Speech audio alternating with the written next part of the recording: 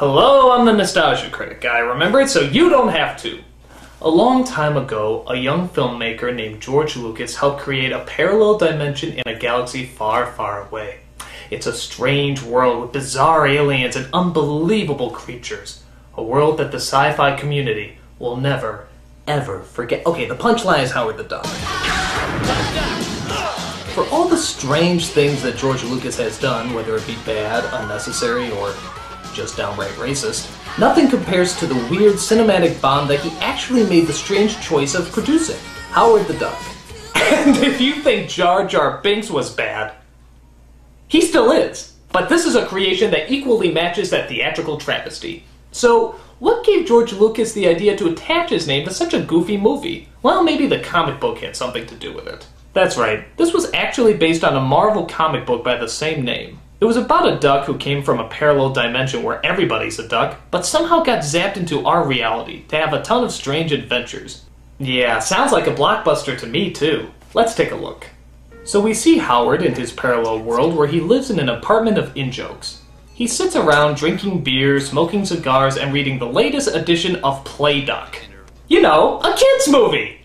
Look at this thing. It looks like Donald Duck's missing nephew, Drunky. Thanks. So, yeah, he lives in probably the stupidest of parallel dimensions where every single person is a duck. It's like a bad episode of Twilight Zone that accidentally began with a twist ending. Alright, so Howard's sitting there watching TV when suddenly... Oh no, it's a quake! Don't you mean a quack? His chair starts to shake and rumble as he's propelled backwards through his apartment building, flying through dozens and dozens of walls until we see... Oh my god. It can't be. That cannot be real. That cannot be real! Is there any point in reviewing the rest of the movie? I mean, you know I'm not going to be able to top that. I don't care if it runs into Jar Jar Binks, the Care Bears, and Fonzie from Happy Days. There is no way in hell that I am going to beat Duck Tits. Woo! I mean, what is the point? You're making a kid's film starring a cute little ducky, and you start out with duck tits? Are you mad? What creepy pervert thought that up? I mean, this movie is rated PG, right? This is considered PG material? Are you seriously telling me that showing female breasts is wrong, but showing Daisy's knockers isn't going to cause any psychological damage? I think the people who rated this movie had psychological damage. I mean, ew! So yeah, after you try to repress that memory, Howard continues to fly out of his apartment, actually into space. Suddenly this guy's voice takes over and tries to tell us why. The cosmos, countless worlds upon worlds. In these galaxies, every possible reality exists. What is, what was, and what will be start here with the words, in the beginning there was Howard the Duck. Wow, all the coolness in the narrator's voice seemed to be magically sucked out just by the mentioning of the title. That's usually a good sign. So Howard somehow crosses dimensions and ends up in the terrifying land of the human world. But not just the human world of the 80s! Ah! He comes across this woman who's being attacked, and he decides to help her out. No one laughs at a master of quack fu. Alright, the obvious joke should have been Thai quack dough, but we'll let it slide. Every duck's got his limit. No more Mr. Nice Duck. This is obviously no place for an intelligent duck. Yeah, just to check, how many more puns are there going to be where you simply insert the word duck into common everyday phrases? Okay, I'm just gonna have this on standby. I hope you don't mind. So after being bailed out by a duck, boy, that's gotta be embarrassing, we learn that the young woman's name is Beverly. And as you can imagine, they both have some interesting questions for each other. Where am I? Cleveland? Cleveland? Uh-huh. That's a perfect weird name for this planet. Planet? No, that's the city. The planet's called Earth, I think. Earth, I think? Yeah, just to check, this, idiotic waif isn't gonna play any major part in this movie by any chance, is she? Okay, bottoms up.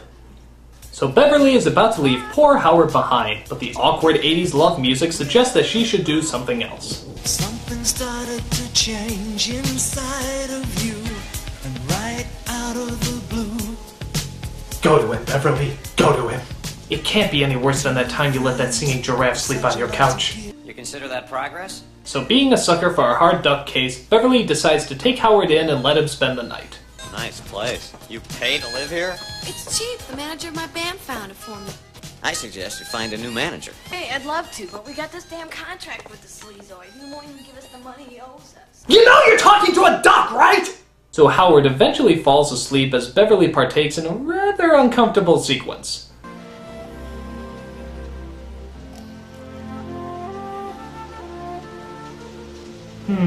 Mrs. Duck. I guess I kinda like it. What am I gonna do with you? Well, roasted or extra crispy comes to mind. So they go to a scientist played by Tim Robbins to see if he can figure out where Howard came from and how he got here. Nice ducky. Me, Phil. You, Howard.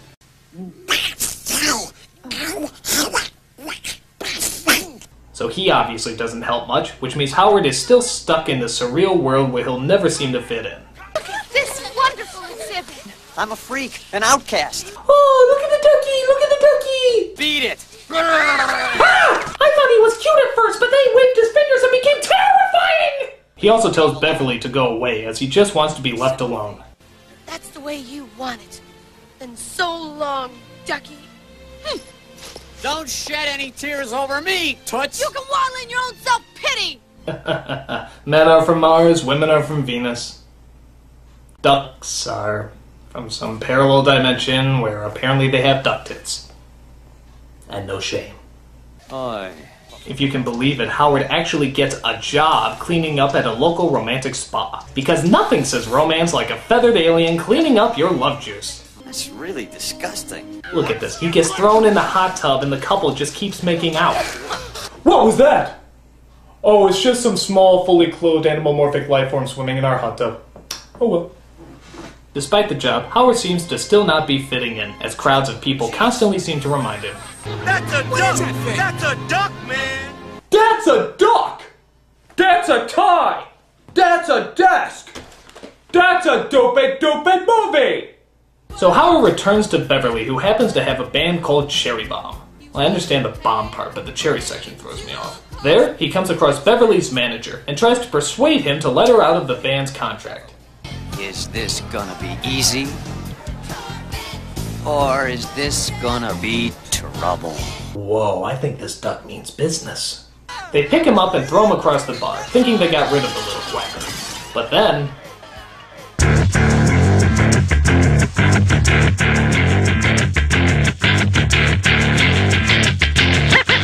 Bring him, mother ducker!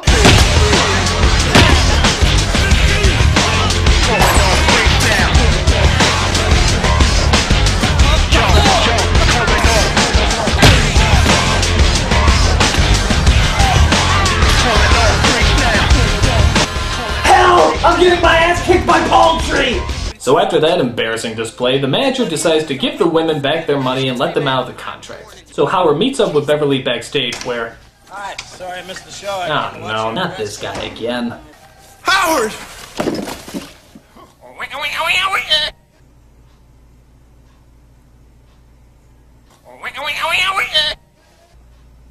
Did the movie just run out of dialogue? I mean, that wasn't a sentence, that was a sound effect! It's like the script was written by Gerald McBoing. Stop it! I don't know what that is! What the hell is he doing there anyway? Well, he and Ron Ed have sort of got back together. Wait! He's dating one of the singers? I don't know who's more desperate for dates, you or me. I guess I have a soft spot for unattractive, unromantic, unpopular, and all-around unlikable people. Phil? No sex now, I'm working. So even though they got out of the contract, the band is still stuck without a manager. Maybe you should be our manager. Wait a second. No. I think you'd be a great manager. No! Maybe you're just the kind of bizarro influence we need. Oh yeah! With him as their manager, their band will finally be taken seriously. But unfortunately, that's not all they talk about. Just can't seem to find the right man. Maybe it's not a man you should be looking for. You think I might find happiness in the animal kingdom, Ducky? Like they say, Dal, love's strange. We could always give it a try.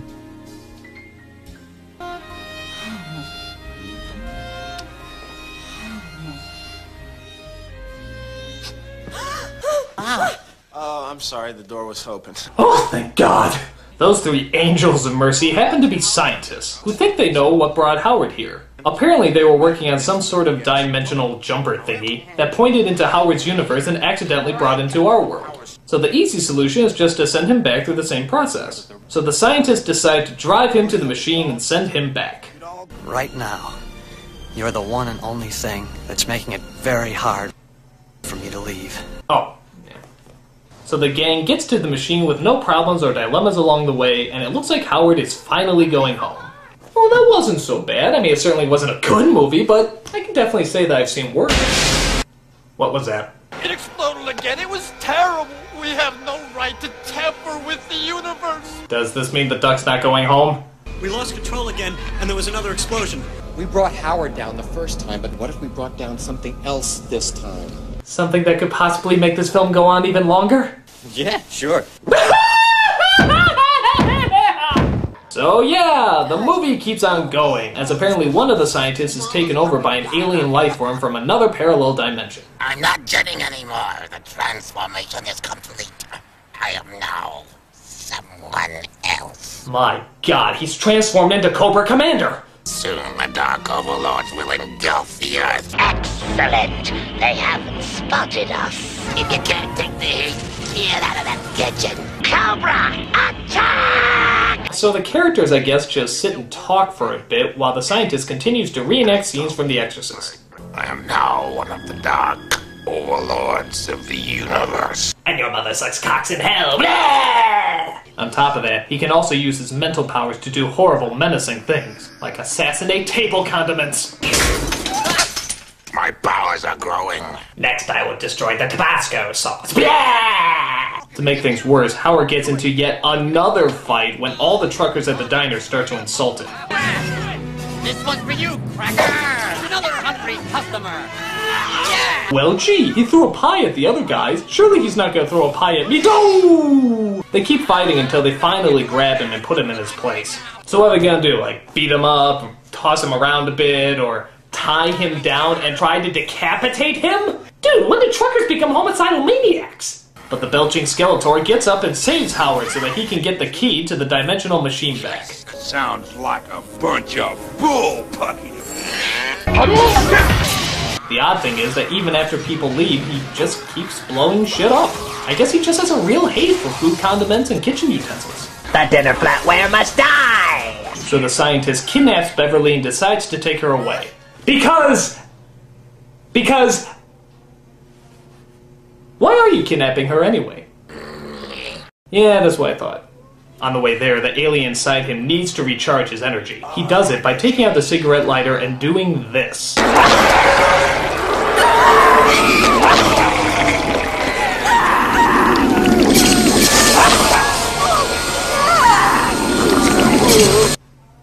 I got nothing to say. I think the scene speaks for itself. Meanwhile, Howard meets up with Tim Robbins as they just so happen to find a plane, figure out how to fly it, and use it to save Beverly. I can't believe a movie about a nerdy Tim Robbins and an alcoholic talking duck could be so implausible! It's like a bad trip. Meanwhile, the alien makes it back to the laboratory after getting rid of some pesky cops. Smog inspection. I never knew my mother. He ties down Beverly, hoping to transfer another alien into her body as Robbins and Howard come in to save the day. Beverly gives them some helpful advice. He's in a bad mood! I really hope she dies. So after the scientist transforms into Albert Einstein's heroin addict cousin, Howard rushes at him with a laser gun and blows everything up. Of course they go through the scene where they think he's dead, but he wakes up and everything seems to be okay. So this has got to be the end of the movie, right? No? You still want to make it a little stupider? Okay. Why don't we have the alien mutate into something Ray Harryhausen would throw up and have Howard run at it with the laser gun again? But there's more Harryhausen vomit coming through the portal. What do we do? The machine, Howard! You gotta destroy it! Blast it! No, Howard, don't! Huh? We'll never get home. Yes, let the monster slowly kill us and eat us alive, knowing that at least the machine will be okay to take you back home. Why are you still letting her talk? Destroy the damn thing!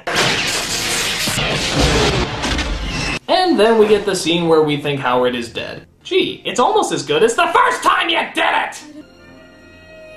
I am not Howard anymore. Oh good, he's possessed. Does that mean we can kill him? Oh, it was just a joke. Ha ha ha, hilarious. So everybody returns home. I guess Howard is their new manager. I'm hoping he only speaks via telephone. And at the end, he even has his own guitar solo. Oh yeah, you will believe a duck can rock.